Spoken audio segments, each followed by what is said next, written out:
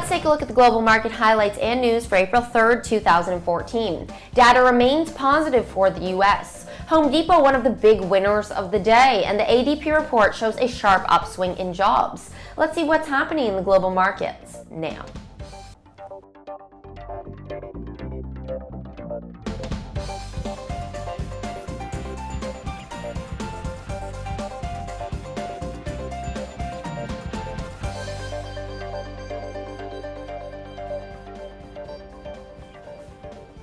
Wall Street climbed higher, pushing the S&P 500 to another intraday record after data suggested the economy was slowly building momentum after a winter-related pullback earlier in the year. 8 of 10 S&P 500 sectors were in positive territory, though gains were limited following a recent push to new highs. U.S. private employers added 191,000 workers in March, slightly below the 195,000 forecast, while gains in the prior month were revised to 178,000 from a previously reported 139,000, signaling that a winter-related impact on job growth earlier this year was easing.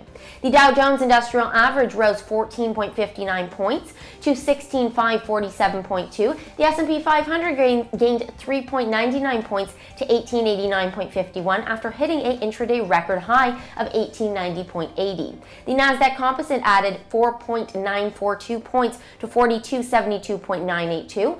Home Depot is one of the big winners of the day as shares were up 1.3%. The move comes after UBS named the home improvement store one of the top 5 retailers to buy at this time.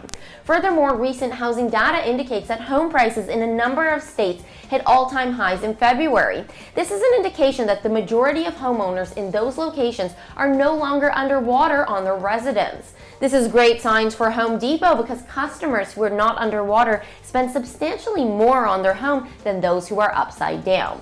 It was a quiet trading session in Europe as market participants positioned for the upcoming ECB Governing Council meeting, which as a result meant that peripheral equity indices underperformed.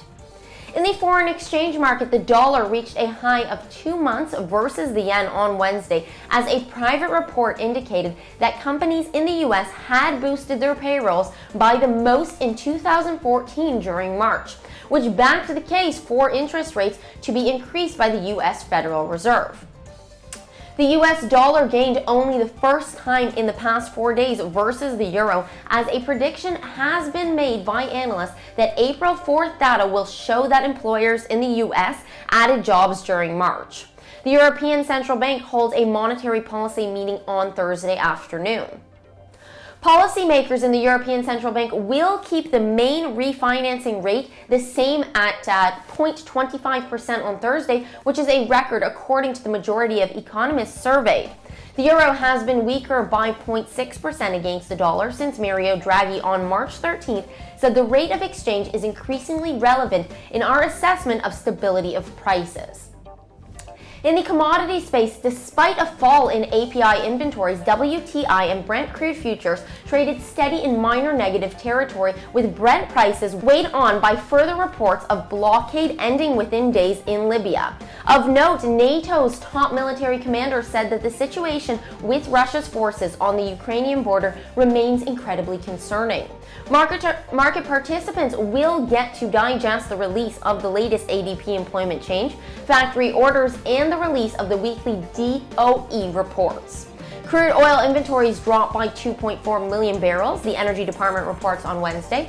Gold futures climbed, putting an end to 5 straight sessions of losses as traders placed their bets ahead of the monthly U.S. jobs report due at the end of the week. Gold rose 10.80 to settle at $1290.80. Prices had lost about 2.4% in the past 5 sessions. This is Amy Anderson from Option Rally signing off, and of course, I'm waiting for your like below if you enjoyed today's Market Watch. Have a great day.